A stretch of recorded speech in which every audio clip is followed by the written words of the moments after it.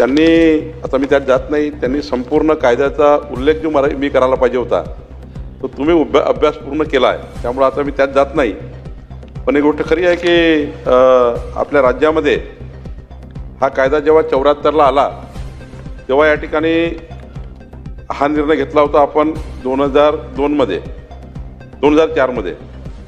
की 30 वर्ष म्हणजे 1/4/57 ते 6/7/74 1/7/57 ते 6/7/74 कायदा येण्यापूर्वी, आदिवासी प्रोटेक्शनचा जो कायदा आहे जमिनीचा, त्या कायदा येण्यापूर्वी या 30 वर्षात जर आदिवासीची जमीन कोणी लुटली असेल, त्यांचं त्या ठिकाणी हस्तांतरण केलं असेल तर पुढच्या 30 वर्षापर्यंत म्हणजे 2034 पर्यंत ती तक्रार शासनाला अजूनही करता येतं. अजूनही शासनाने त्या ठिकाणी विंडो ओपन ठेवलेली आहे, त्याची आपण तपासणी करू किंवा त्याच्या तक्रारी अजूनही घेता येतात.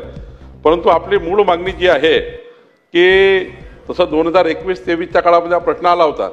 त्या काळात 617 आदिवासी ज्या बिगर आदिवासी लोकांनी त्या ठिकाणी जमिनी घेतल्या होत्या त्यापैकी 404 जमिनी परत केल्या आणि 213 प्रकरणं जिल्हाधिकाऱ्याकडे आता आहे, त्याची यादी शासनाकडे आहे, आपल्याला मी देणार आहे. परंतु आपला मूळ प्रश्न आता असा आला आहे की आपण संपूर्ण 2011 ते 2025 पर्यंत या संपूर्ण काळातले 1628 प्रकरणं आपण सांगितले. या प्रकरणाची जे आपण कोकणातले 732 वगैरे वगैरे जे काही सांगितले आहे, तर याची जे 1628 प्रकरणाची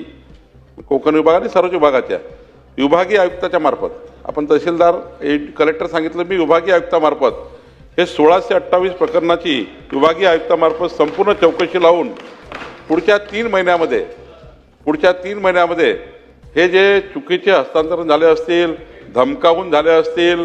त्या ठिकाणी प्रलोभन दाखवून झाले असतील, त्या सर्व हस्तांतरणाबद्दल आपण त्या ठिकाणी संपूर्ण चौकशीचा पुढच्या अधिवेशनापूर्वी राजेंद्र गावित साहेब आपण या ठिकाणी आपला रिपोर्ट सादर करू. आणि तुम्ही जे दुसरं सांगितलं की जो आता याची तर जे हस्तांतरणाचा नियम आहे फार कडक आहे, सुप्रीम कोर्टाचे निकाल अत्यंत कडक याच्यामध्ये आहे, तर याच्यामध्ये तसं तर आपण 36 बाबी तपासल्याशिवाय ते आपण फक्त बिगर शेती, वाणिज्य आणि इंडस्ट्रीयल ज्या जमिनी आदिवासी बिगर आदिवासी करतो, शेती या जमीन तर करतच नाही, करू शकत नाही. शेतीला शेती जमीन फक्त आदिवासी घेऊ शकतो, शेती जमीन बिगर आदिवासी घेऊ शकत नाही. फक्त आता आपण जे बिगर आदिवासी जमिनी आहे, वाणिज्य, रहिवासी वगैरे, याच्याकरता आपण जे 34 बाबी आपण तपासतो, त्याच्यात जर 34ही बाबी क्लिअर झाल्या तर त्या ठिकाणी तरच आपण हस्तांतरण करतो. आता आपण जे हस्तांतरण करतो, पण तरीही जे तक्रारी शासनाकडे येतात, तुमच्याकडे येतात, आपल्याकडे येतात, माझी या ठिकाणी सर्व आदिवासी भागातील सर्व आमदारांना विनंती आहे, या ठिकाणी सर्व आदिवासी शेड्यूल ट्राईब भागात निवडून आलेले आहे, तुमच्या भागात 26 त्या ठिकाणी मंत्री बसले, आदिवासी विकास मंत्री, त्यांनाही माझी विनंती आहे की आपणही सर्वांनी त्यात लक्ष टाका